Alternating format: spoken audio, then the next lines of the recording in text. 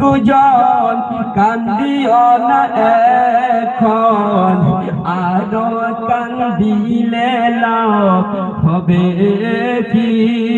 তোমরা হাতের গোলাপ দিয়া মাইরে দাও সাজাইয়া, জন্মের মতো বিদায় কইরা দাও রে জামবাসী। একটু জোরে বলুন সুবহানাল্লাহ।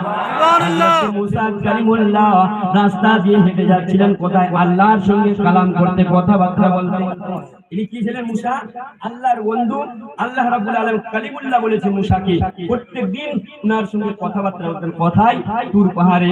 হযরত মুসা একটু ধ্যান দিয়ে শুনবেন বাবাজিরা, ভাইরা আমার। মুসা কালিমুল্লাহ রাস্তা দিয়ে চলে যায় আল্লাহর সঙ্গে কথাবার্তা বলতে, আল্লাহ রাব্বুল আলামিনের সঙ্গে কথাবার্তা বলবে। এই হিসাবে তিনি রাস্তা দিয়ে অতিক্রম টুকটুক করে চলে যাচ্ছেন। রাস্তার ধারে ওই পাহাড়ি এলাকায় একজন মহিলা আর একজন পুরুষ আল্লাহর ইবাদত করে, আল্লাহর বান্দেগি করে, আল্লাহর জিকির উপাসনা করে। তিনারা বলছে, ও আজকে যদি এই রাস্তা দিয়ে মুসা কালিমুল্লাহ হেঁটে চলে যায়, মুসা কালিমুল্লাহকে বলবো, ও গো আল্লাহর পয়গম্বর মুসা, আল্লাহ তাআলা আমাদেরকে ঠিকভাবে খাবার দেয় না কেন? মুসা কালিমুল্লাহর অপেক্ষায় আল্লাহর বান্দা বান্দি দাঁড়িয়ে রয়েছেন। কিছুক্ষণ পরে দেখতেছেন হযরত মুসা কালিমুল্লাহ ওই রাস্তা দিয়ে হেঁটে চলে যায়। যেতে না যেতে যেমনি দেখেছেন তিনি, আসসালামু আলাইকুম ইয়া মুসা কালিমুল্লাহ।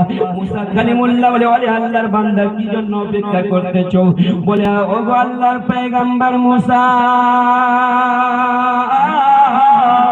আল্লাহর ইবাদত করি, বান্দেগি করি, আমরা ছোট্ট এই পুরে ঘরে বসবাস করি, আল্লাহর ইবাদত বান্দেগি জিকির আজকার করতে করতে, কিন্তু আমরা ঠিকভাবে আল্লাহ আমাদেরকে খেতে দেয় না।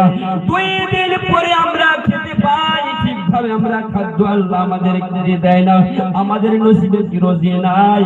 আপনি যেহেতু আল্লাহর সঙ্গে কথাবার্তা বলতেছেন, আজকে আমাদের ফরিয়াদটুকু নিয়ে যাবেন। আল্লাহ রাব্বুল আলামিন যদি আমাদের পেট ভরে না খেতে দিতে